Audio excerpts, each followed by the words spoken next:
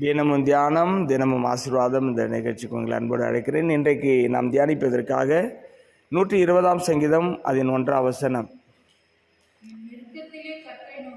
என் நெருக்கத்திலே கர்த்தரை நோக்கி கூப்பிட்டேன், அவர் எனக்கு செவி கொடுத்தார். அல்லேலூயா.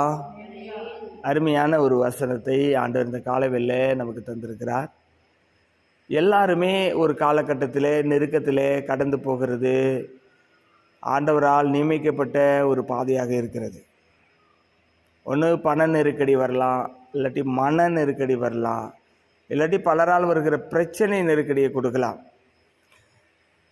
எப்படியோ மனித வாழ்க்கையில் நெருக்கடிகள் வராமல் போவது சாத்தியமே அல்ல. அப்போ அந்த நெருக்கடியில் நம்ம என்ன செய்யணும் அப்படின்னா, நம்மளை உண்டாக்கின சிருஷ்டிகர்த்தாவாகிய அவரை பார்த்து, சர்வ வல்லமையுள்ள தேவனை பார்த்து நாம் ஜெபிக்க வேண்டும். அப்போ அவர் என்ன செய்வார்னு சொல்லியிருக்கிறாரு, என் நெருக்கத்திலே நான் கர்த்தரை நோக்கி கூப்பிட்டேன், அவர் எனக்கு செவி கொடுத்தார். அல்லேலூயா. அப்படின்னா when we are praying, ஜெபிச்ச உடனே அவர் பதில் கொடுத்துட்டார்னு சொல்கிறார். கொடுப்பான்னு சொல்லியிருந்தாக்கா ஜெபம் பண்ணி முடிச்சுட்டு ஒரு நாள் 2 நாள் கழித்து கொடுப்பார்னு நினைக்கலாம். ஆனால் இங்கே எழுதியிருக்கிற விதத்தை பார்த்தீங்கன்னா, நான் ஜெபிச்சேன், அவர் பதில் கொடுத்துட்டார். உங்களுக்கு நல்லா தெரியணும், நீங்கள் ஜெபிச்ச உடனே கர்த்தர் உங்களுக்கு பதில் கொடுத்துட்டார்ன்ற கன்ஃபர்மேஷன் உள்ளே வந்துருச்சுன்னா அது கண்டிப்பாக கிடைச்சிடும். ஜெபிச்ச உடனே கர்த்தர் கொடுத்துட்டார் மனசுக்கு தெரியும். எப்படி கஷ்டம் இருந்தால் நம்ம மனசுக்கு தெரியுதோ, துக்கம் இருந்தால் நம்ம மனசுக்கு தெரியுதோ, அதே மாதிரி சமாதானம் வரும். கொடுத்துட்டான்ற எண்ணம் வரும். வந்துடுச்சுன்னா கொடுத்துட்டார், அவ்வளோதான்.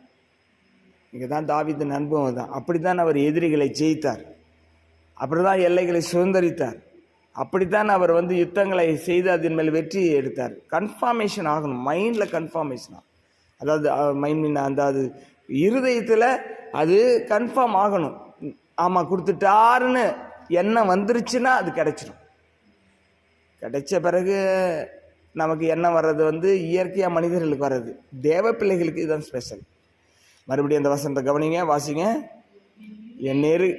என் நெருக்கத்திலே கர்த்தரை நோக்கி கூப்பிட்டேன், அவர் எனக்கு செவி கொடுத்தார். கண்களை மூடி ஜெபிப்போம். எங்கள் அன்பு நிறைந்த தகப்பனே, இந்த காலவேளை யாரெல்லாம் நெருக்கடியில் இருக்கிறார்களோ, ஒரு வியாபாரத்தில் பெருக்கத்துக்காக காத்திருந்து அதில் நெருக்கடி சந்தித்திருப்பார்கள் என்று சொன்னால் இப்பொழுது அந்த நெருக்கம் நீங்குவதாக. குடும்ப பிரச்சனைகளிலே, மற்ற காரியங்களிலே எதெல்லாம் நெருக்குகிறதோ அந்த நெருக்கம் வெளியேறுவதாக. நெருக்கத்துக்கு பதிலாய் பெருக்கம் வருவதாக. இடங்கள் கிடைப்பதாக, வீடுகள் கிடைப்பதாக, வேலை கிடைப்பதாக, வாகனங்கள் கிடைப்பதாக, பொருளாதார பெருக்க உண்டாவதாக, பெருகுவதாக, நிலைத்திருப்பதாக, ஆச்சரியமான மாற்றங்கள் அவர்கள் வாழ்க்கையில கடந்து வருவதாக.